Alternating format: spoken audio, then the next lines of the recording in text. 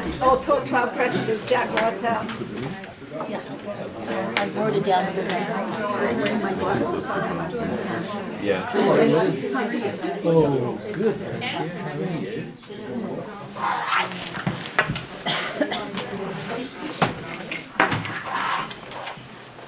He'll be president for life. Parshas Tisa, right? No. So there's no class next week, by the way. No, That's what? 1 week, no class. I called you. You'll survive that? She's going to go around afterwards. Cool. That's what I'm nice. Thank you. Now, when we study the text of our Torah,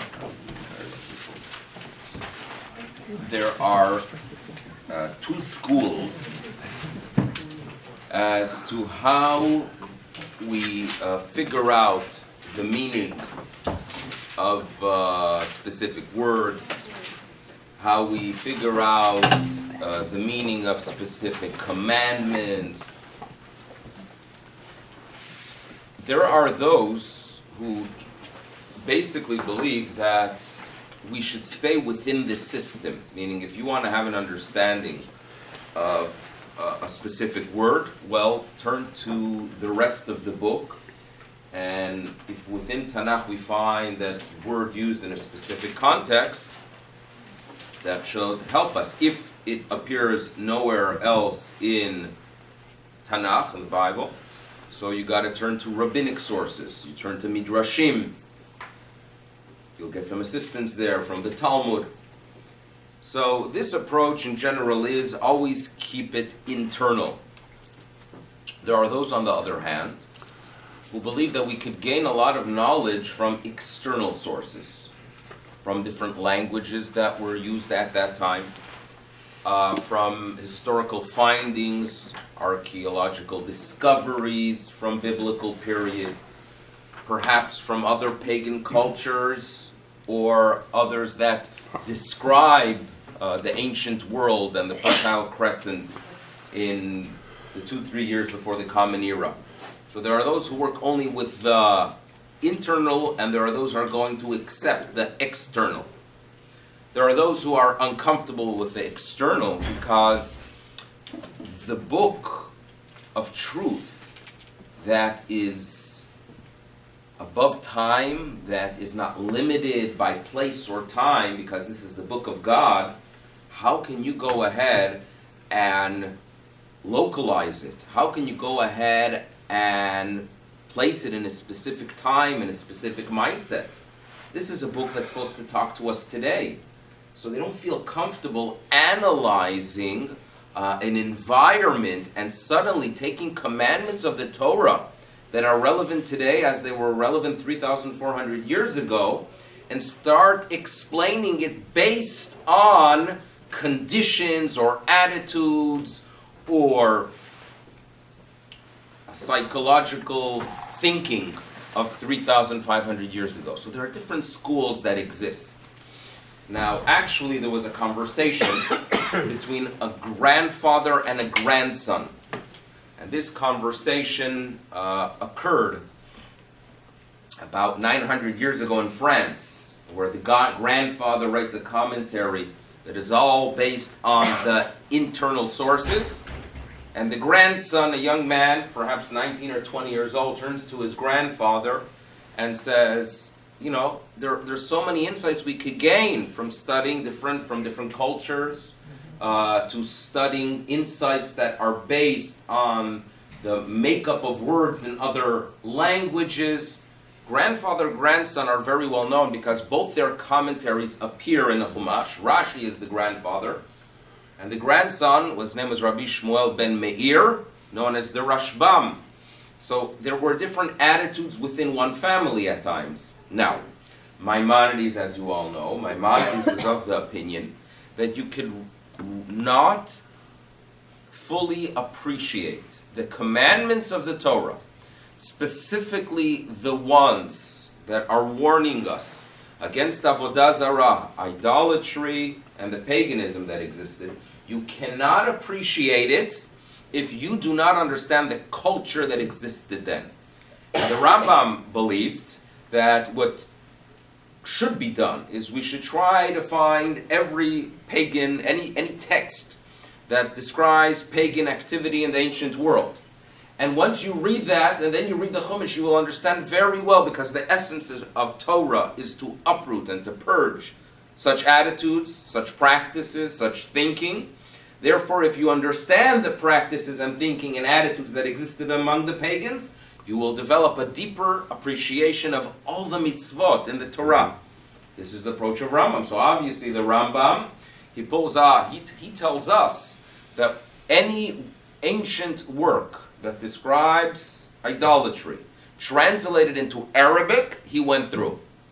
If it was on a bookshelf, he had a large collection of Arab books in Arabic, I should say, or a library next door, and he went ahead and he reviewed anything he could find, and then he understood Torah based on it. This is the approach of Rambam. So these are different schools that exist.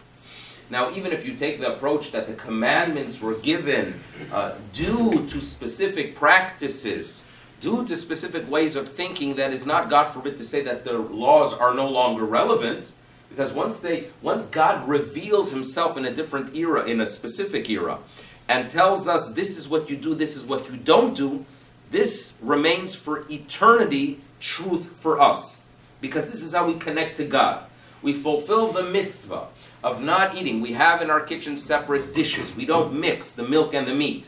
It is possible, notes the Rambam, that this was a commandment due to the fact that the pagans used to do it then. Even though we don't find the pagans doing it today, but God revealed himself, God commands us to do so, it is still a way for us to connect to the Almighty, even though the reason has no longer been in practice for over 2,000-3,000 years. Different schools that exist. Now, in this week's portion, we all know about the golden calf, right? Jews are very interesting people, right? Because here we go, we experience the revelation. Moshe Rabbeinu comes back after 40 days, right? Disconnected, detached from his people, up on the top of the mountain, right? Studying, a spiritual experience for him. He returns with these tablets, walking down the mountain with these tablets. The tablets are a sign of this unique relationship, because we're going to have something tangible given from the God of Israel to the people of Israel, carried by the man of God. This is a very unique moment that obviously we were hoping for a happy ending, but there's something unique about the Jews. We simply blow it. To what extent? Well, we are told, the rabbis tell us, that we still pay a price for the mistake of the sin of the golden calf for many, many generations. Fine, he breaks it. We know the rest of the story. But what we're going to try to understand is, why specifically do they go with the golden calf? The gold, we can relate to it. Well, once you do it right. In other words, once you worship Avodah Zarah, you're not going to go for copper. That's like cheap. You're not going to go for silver. Go it for the gold standard, right? That we can understand. But why specifically the calf? Right? What is it about the calf? So obviously, commentators are going to start searching around rabbinic sources and are going to try to identify. If you take the school that we focus on the internal, they're going to go through rabbinic sources and the books of Tanakh and through visions that prophets had and try to figure out what the ox, the calf's daddy, right, what that symbolizes. And then you're going to have obviously those that are going to take a different approach. Fine. Now, that's what we're going to try to do today, a little bit of cover both bases and actually bring them together. In Judaism general, we have this great sensitivity to what we call shemus. Shemus, every shul has this crisis of people coming with old books, right? And we're the only faith in the world that in every other synagogue has to, or any other institution of faith has to be concerned about people taking things and running. We have to be concerned about people who drop things here and then run away. That's something unique, because people have these old sidurim and the old talis, right? And they don't know what to do with it. and they look around when no one's looking in the synagogue, they jump in and they put on their hoodie and they run. All right? And if we're lucky, we have Paul Foreman here who could run after them, right? To be sure that they pay for this service. But this is what Shemus is something that's very, very fascinating. It's interesting that a few days ago, there's wonderful young men of the Breslover communities. They're very inspiring. If you've been to Israel, they're very uplifting individuals. And among their good deeds is that they give out these books and booklets. Now, the words are nice. I'm not minimizing. They're very uplifting words. They're beautiful letters in it. But the reality is that they're very generous with it. And over the years, everyone has a collection of the Breslov books.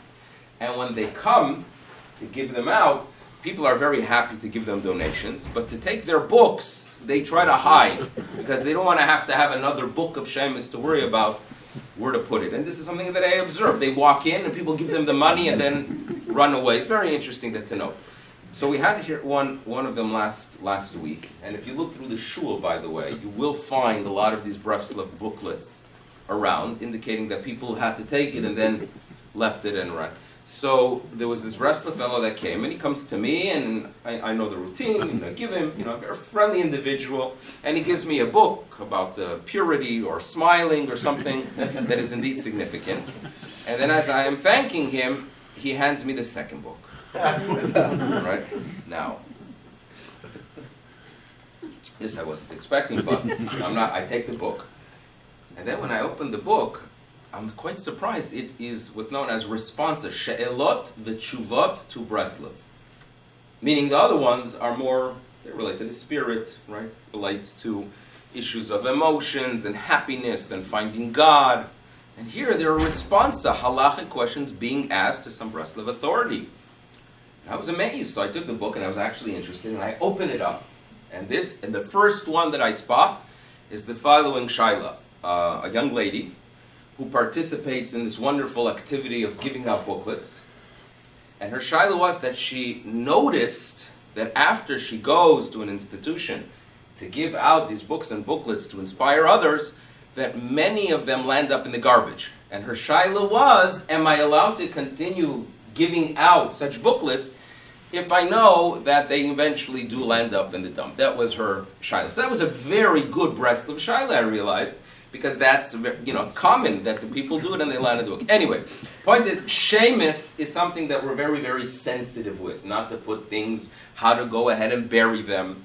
The crises that exist in the 17th century, where they used to have an old barrel in the cemetery, a gigantic barrel, and the community would come and put their Shemus there. They didn't have a fraction of what we have today. Today, on a weekly basis, right? They're publishing these bulletins. But they had issues there, and then they noticed that some of them, the non-Jews, would come and take the paper and use it as toilet paper. So the shaylas that exist in halachic literature, with galleys, with different things, it's quite fascinating to monitor it. And here we go. Moshe Rabbeinu, when you were talking about mistreatment of holy objects, can you beat what Moshe Rabbeinu did? Can you beat it? Breaking, right? The luchos. And what do we give him? You know what the rabbis tell us? That the term that we offer one another for achieving something in the spiritual realm is a yashar koach. Yashar kochacha. Where does it come from? It comes, according to tradition, from the words given by Almighty God to Moshe Rabbeinu for the breaking of the luchos. So here we have an incredible chain of events. We have a Moshe Rabbeinu mistreating the holiest text of all times, and what do we create as a result? A term that was coined that became the way we offer compliments to anyone for doing something that is really, really great in the spiritual realm. What is going on here? Right? So there's a need for a little bit of clarity of, number one, why, and number two, why do we go ahead and give him these words, the yashar kochacha, and also, what does it mean? In Yiddish it became shkoyach, right? In shkoyach, which I would like to, interview some old-time Europeans if they really know how to break it down, right? The shkoyach, what does it mean, right? But it's in Israel, there are those that are more careful. They say yashar kochacha, right? What does that really mean? Why was that given to him? So let's work with our bull. Let's start with some rabbinic sources. Remember the original topic was the bull or the calf. Why was that chosen? They want to worship something, right? You could go ahead and, the animal kingdom has a lot to offer. They're in the wilderness, perhaps a scorpion, a snake. There's so many things you could go ahead and make out of gold. Why specifically? So there are those who take the rabbinic approach. Okay, the rabbinic approach is based on Midrash. The Midrash tells us that if you look in the book of Yecheskel, there is a description of the chariot of God, whatever that means exactly, but it seems to be something that it's a physical description of a vision that the prophet had. And if the prophet had that vision, so obviously if you reach the level of prophecy, you're going to see something of that chariot. The chariot has images of animals, from an ox to an eagle to a lion. So therefore they chose one of the images from the chariot of God. So this is an explanation that is basically analyzing text in the books of Yecheskel and telling us, that suddenly makes sense that they chose an image that they saw, meaning this is a nation that experiences revelation a little bit at the crossing of the sea, a little bit at Mount Sinai. They see things in the spiritual realm as described later in the book of Tanakh. So therefore they go ahead and choose one of those images. That's an internal explanation. Then there are those that note that if you look a little bit at the history of ancient Egypt, you will read about those objects that were worshipped them. Among them, mentioned quite often, is the Apis bull, the bull, A-P-I-S, the bull that symbolized in Egypt hard work. It symbolized their success in the agricultural realm. So the bull was something that was worshipped there. So now, when they are seeking an image to somehow worship, when Moshe Rabbeinu does not return, so they go back to to their roots, unfortunately, or to what they were accustomed to in pagan Mitzrayim. So two different approaches. Now, it's interesting to note that I mentioned the external source. It's not very external because the great Malbim, 19th century, very traditional commentator, he's the one that tells us that you should know that the Khartoumim, in other words, those that were involved or those that were pressuring Aharon to create this image, they had intention to come up with the Shor Shehayu Ovdim B'Mitzrayim. They worshipped it in Egypt. Now to the Jews, it seemed to be there were different groups. Do not think that all people involved in the creation had the same intentions, we are told. But nevertheless, there were those who had that intention. Let's return to that which we were familiar with in the Altaheim in Mitzrayim. Okay, those are the different approaches that we find. Now, then there are those that say something very interesting, that actually Yosef, in Tanakh, and as we find in some other sources as well, he was associated with the bull. Yosef is associated with the bull.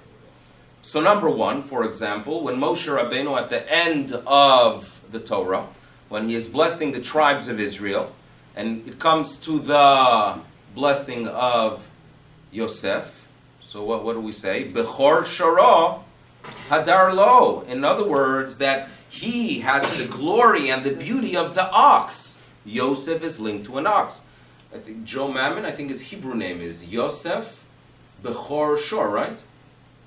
Bechor Yosef. It's not. There's no shor, no. There's no shor. Okay, but I wonder if there is a relationship there. So maybe the shor is not. But in the Torah itself, there is an old book from the 14th, 13th century known as the Bechor Shor. There's a relationship there as well. Now, external sources I found in Augustine, which it mentions there that the Egyptians placed an ox near the sepulcher of Yosef.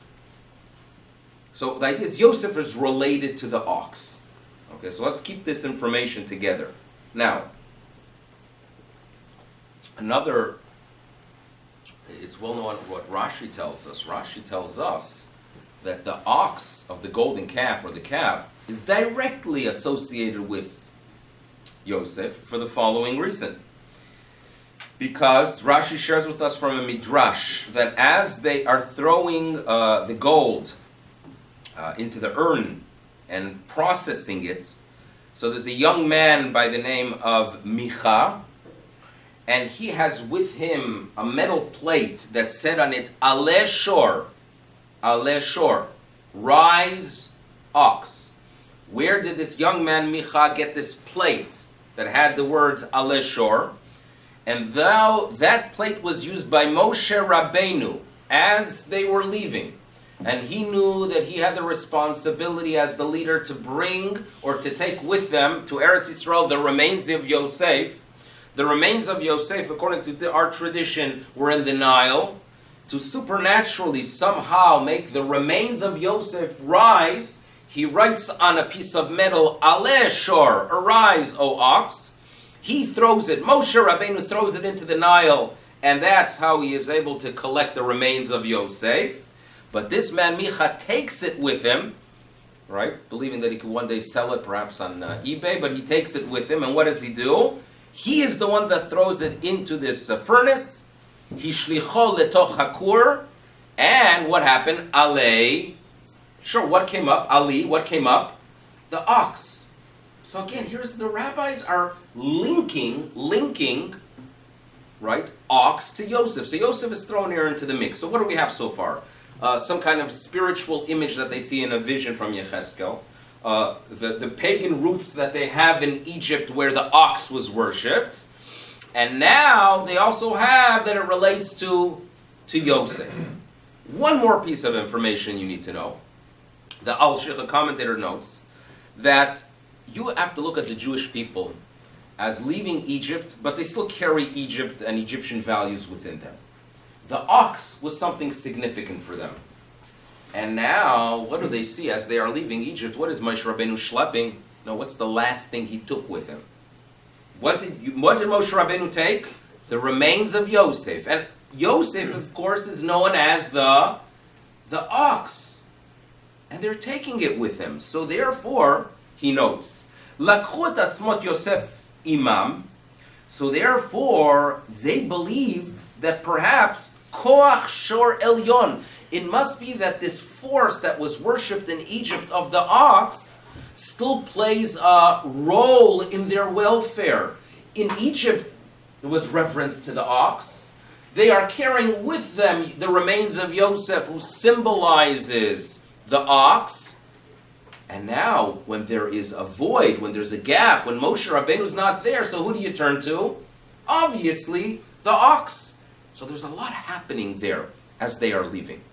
And now, with an understanding of what's happening here, you know, in North America, American Jewry, there's a lot of literature about American Jewry, and it's a very tragic Jewry if you think about it. There's tragedy in North American Jewry, less obviously in Canada. Canada is always regarding this area, they are behind. In other words, when you look at the other movements here in Toronto, and their attitude towards Yiddishkeit, right, it is more similar to what you would find in those movements 40, 50 years ago in the United States, which is very, very interesting. But in North America itself, it's very tragic of what's happening. What's considered Jewish values, right? What's considered Jewish? What is Jewish? And obviously, if you would interview many Jews, secular Jews in North America, some of them would say it's obviously humor, or Jews are good storytellers. That's what Jewish is, yes, because look at Hollywood. Right? The Warren brothers, the Cohen brothers are going to give you all the brothers, and all, Einstein brothers, but that's bagels. In other words, they're going to go ahead and give you a whole list of Jewish. Jewish refers to what? Entertainment, like I'm Mishpacha with Al Jolson, right? Distant, no, very distant. And so entertainment, obviously, that's what Jewish is about. Then there are those who are going to say, what do you mean, the contribution to the culinary welfare of North America? The bagels, right? The big machloikas, you know what's the big machloikas in the bagel world? Is it the New York bagels or the Montreal bagels, right? Here many people are going to say Montreal, I'm sure. But these are things that the Jews who make their contribution. That is what Jewishness is.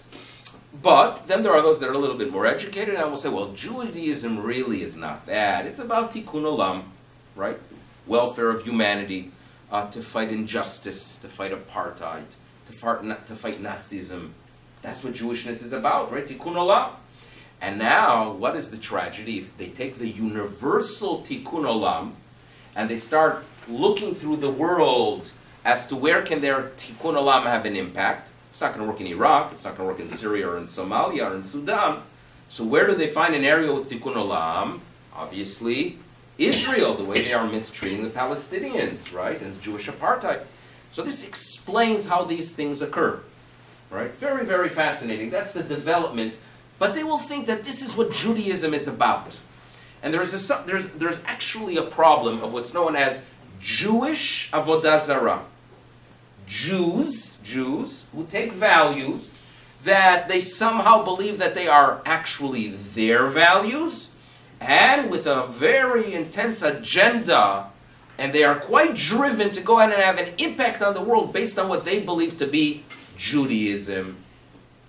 This is a problem that exists. And this is basically the problem with the golden calf. The golden calf, believe it or not, was a Jewish avodah zarah. And it's not so far-fetched to believe that in Egypt, you remember the dream of Pharaoh? He dreams of cows. Cows are a symbol throughout Tanakh, in the book of Amot, Parot HaBashan, comfortable cows, fat cows, not interested in work, interested in just benefiting from the abundance that exists and enjoying life. Comes Yosef, and Yosef changes the direction of that society, right? And just as in North America, there were Jews that actually changed the direction of North America, right? The impact that they had. I was just reading about the photographer who introduces color. Now, color cameras existed, but if you were in the art industry, black and white, that is art. A color photograph, that's like a modern, you can't find the depth and the beauty of art in a color photograph. So who gets the credit of really bringing color photography to art galleries? A fellow, the last name was Leiter. I forgot his first name, maybe Saul Leiter was the name. Anyone has a Google search with students, whenever you teach them and you mention something, they immediately, because they're anyway on the phone not listening. So I think it was Saul Leiter. Saul Leiter gets the credit. And then, what's Leiter's history? Well, Leiter was a son of a rabbi in Pittsburgh, about 70, 80 years ago, a well-respected Talmid Chacham, a real respected Rabbi Wolf Leiter, a lot of literature by Rabbi Wolf Leiter. I know members of that family. And Rabbi Leiter's son is studying, learning Torah. But at age 12, I think his grandmother or someone buys him a camera. And this is far more exciting than the discussions and the debates of Abaye and Rav in the Talmud. And he moves to New York, and the rest is... So this is a Jewish contribution to art. Would music be the same in North America without Gershwin? Right? And I'm sure many of you could throw out at least 10 names of Jews who make a contribution, and that becomes what Jewish is. And that is what's happening with the Egel. When they see this Egel, and as the Alshich tells us, we value the Egel as well, because Moshe Rabbeinu schlepped it. We value the Egel because it is Yosef's. It symbolizes Yosef, and it's Yosef's contribution to Egypt. Because prior to Yosef, the symbol, although they had the ox as a symbol, but it was a society that identified more with the cow. And now the man who introduced hard work, labor, right? The man that was waving the red flag, and how can we forget Jews and forget communists? They go hand in hand, right? We know of all the communists until Stalin purged them. The Trotsky and in North America as well, when it comes to the McCarthy era Right, some of you people, I studied in history, but McCarthy era purging that's occurring in the early 50s. Right? Ralph, you were in a place that they were fighting somewhere else, something else at that time, right? But McCarthyism, who are the Hollywood people that were blacklisted? What, the Jews? The Jews, what? Trump, oh, now it's in the media, there's a movie about it. Was he Jewish too? No. Hopefully not. No, Baruch Hashem, this is good. One guy. So the Jews are the ones that this is Jewish values. Communism was viewed as Jewish values. It's interesting that my grandfather writes describing the events in Lithuania in 1940. So everybody talks about the Nazis, but in 1940, Lithuania, which was free for a couple months, the Russians rolled in. And they were no righteous tzaddikim either, the Russians. And to leave the area there, you needed permission from the Russians, and they were creating difficulties for the yeshivas to function at the time. Teaching Torah was not something that was valued among the Russians. So the head of the Telz Yeshiva, Rabbi Avram Yitzchak Bloch, is called in front of the communist official who was in charge of the region. And Rabbi Bloch walks in, and he looks at the middle-aged man who is in charge, and he looks carefully. Says, "Oh, yeah, he remembers him. He went to yeshiva after all. Right? He went to yeshiva." So the man is very, very harsh at the head of the yeshiva, and he tells Rabbi Bloch, you shouldn't be studying the Talmud. It's against communist activity. It is something that we don't approve of. So Rabbi Bloch quotes to him some section from the legislation where it is allowed. And Rabbi Bloch tells him, and basically that means if that is allowed, so clearly I can teach to other students as well. So the Russian man looks at him and says, Rabbi Bloch, you say pshat in Tosfos. Let me say pshat in Russian law. In other words, you stick to that. This is what Jews are. Jews are communists. That's what Jews are. Jews are the left. This is what's happening at that time. The Egel, who made the contribution, who introduced the value of the hard worker, the value of going from place to place, kings roaming throughout a country. Pharaoh never did that. Yosef did that. Yosef went from region to region, interacted with the locals, taught them how to preserve food, how to work hard to be sure to survive the difficulties. This is Yosef, and if Yosef is a symbol of ox, so Egypt worships the ox, and when the Jews leave, what do they take with them? They take the ox. They're carrying the remains of Yosef, the ox. This was a Jewish avodah zarah that is developing there. And that is the problem. Now, with an understanding that there's a Jewishness in their mind of what they are doing, we have a better understanding of Moshe Rabbeinu's reaction to it.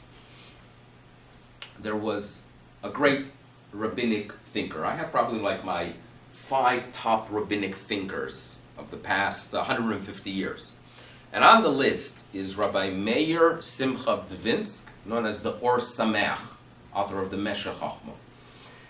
And he passed away in the 1920s, 1924, 1926. He had an understanding of the times, meaning he had not just the in-depth understanding of text, of the Torah, a brilliant man that understood in every section of all rabbinic literature, but he knew how to read the times. In other words, he understood the development of history. He had, his well-known statement was that there were those who were concerned that as a movement we don't make our way to the land of Israel because the Talmud mentions that we as a nation made an oath not to return as a unit to Eretz Yisrael. This is the famous Satmar philosophy. And he responded that if you look carefully in the Talmud tells us that if the nations grant us permission, it is fine. And we were granted permission after the Balfour Declaration and the San Remo conferences of 1920. So this is a person who understands how to read a newspaper with a Torah attitude. And there are many, many statements of his that he would take a strong stand against other rabbis because he really understood where things are going. And there are many cases we could point to in his life. So comes Rabbi Meir Simcha Dvinsk. And he notes the following, that you should know, if Moshe Rabbeinu would have handed the people of Israel, and now we know very well that this is a nation that is worshiping in Avodah Zarah with a Yiddish flavor, right?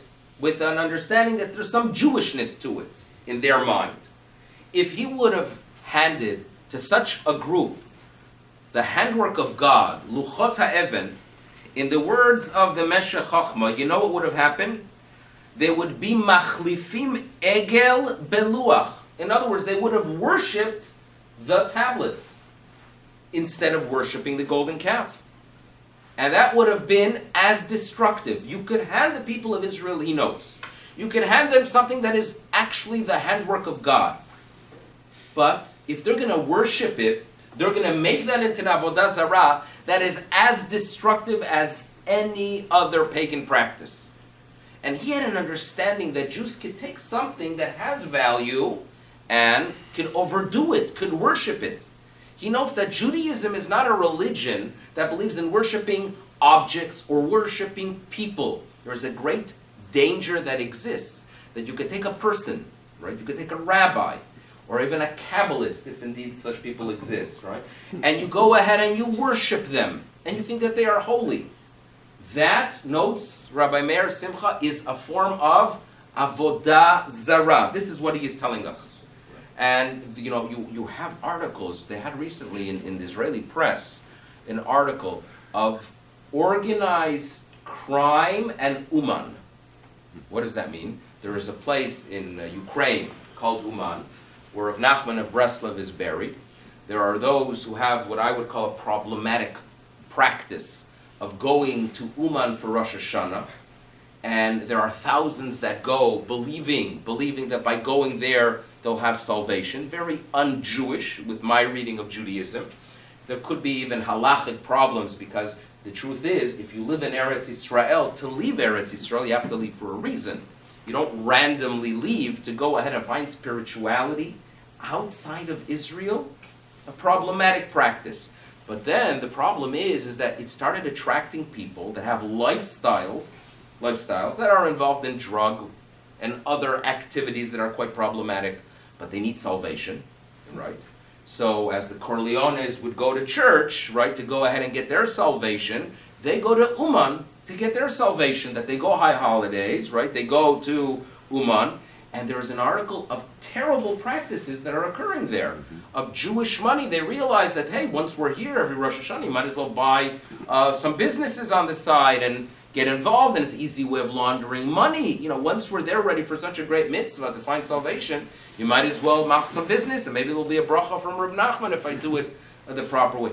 This is what's known as a Jewish avodah zarah. It is extremely dangerous.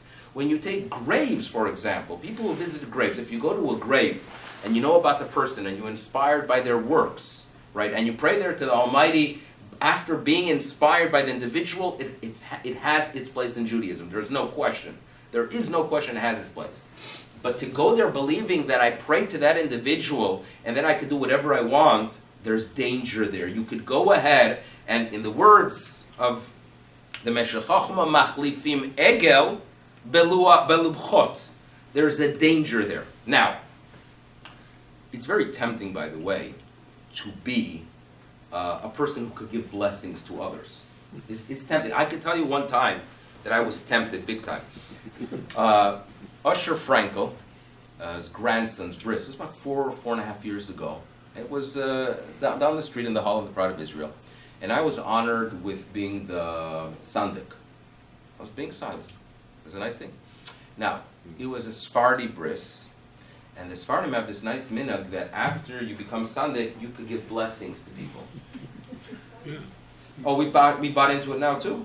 Okay, everything, it starts. Okay, so now we give blessings too.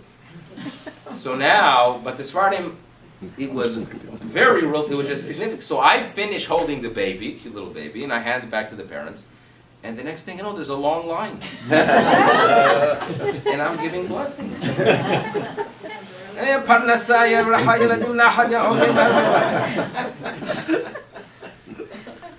hey, I got the power. It's like amazing. And you think about it, imagine if I would be in southern Israel, Baba, in other words, not like the Baba, a descendant of a great rabbi, and I would buy into all the stories they say about the great rabbi, and I start believing it about myself, because if I do bless 100 people that they should succeed, one of them will succeed, and obviously he'll come back and tell me how successful I am, right? So you can imagine, that feels good, right? I got power. There's a danger there, that we use our koach, that we use our strength to do what? For ourselves. Crooked strength, by the way. I take potential of touching people, and instead of using it to inspire them to connect to the source, Yashar la Hashem, what do? Straight to God. It's all about me. Very, very dangerous. Now, Moshe Rabbeinu, if you think about it, if he comes down, up until now, Moshe Rabbeinu, he wasn't around for long, right? A speech impediment. The nation questioned him at some times. He walks down with the real thing. Can't beat the real thing. By Moshe Rabbeinu coming down and handing the nation the handwork of God, he would have been sealed. He would have been the one with all the power. There's no question that everyone would have accepted him. Everyone would have respected him. He got something from God and handed it to the people of Israel. If he would be a crooked person, he wouldn't break the luchos. He would stand there and show off, right? And give the blessings and bathe in the enthusiasm that exists. If he would have been a corrupt koach seeker for himself, meaning that power is to go ahead and strengthen my position, my honor, my gaiva, my haughtiness, he wouldn't have broken it. But Moshe Rabbeinu sees here that this is a moment that if I hand it to them, I destroy them. What is good for the people of Israel? What is good for the God of Israel at this moment? To take this, that they're going to worship, and break it into pieces. So he did something with his strength, because he understood that the goal of leadership, when you are here to inspire people, the goal is not, if I'm a leader, if I'm a Kabbalist, my goal is not that I am honored, but HaKadosh Baruch Hu is honored. My goal is that people should feel not that the rabbi is great, but rather that the God of Israel is great. That is a person who uses strength and channels it in the right direction, to the HaKadosh Baruch Hu. Yashar kochacha, that your strength is used in a straight way, in a proper way, where it belongs. That's what we are here. We are here to make a contribution. Every single one of us is here to make a contribution to the people of Israel, and as a result to the world, where people connect to the source, to the Rabbanu Shalom. That is a Yashar Koach. The person gets an aliyah. Don't walk, the person does something for an organization, raises charity, does acts of kindness. The list is very long of good things done by people. Don't walk away thinking you're great. Don't walk away with a corrupt koach. Walk away and give them a yosher koach. This is what's derived here. And that's why he breaks the luchos. This is a nation that is taking and making Jewish avodah zaros, and to uproot, to go ahead and purge such an avodah zarah philosophy, he has to go ahead and break the luchos. And therefore he indeed deserves a major yosher koach. This is what we have from this week's Parsha. And hopefully we could take the message. Thank you. No class next week, a reminder. And everyone have a good week. Thank you.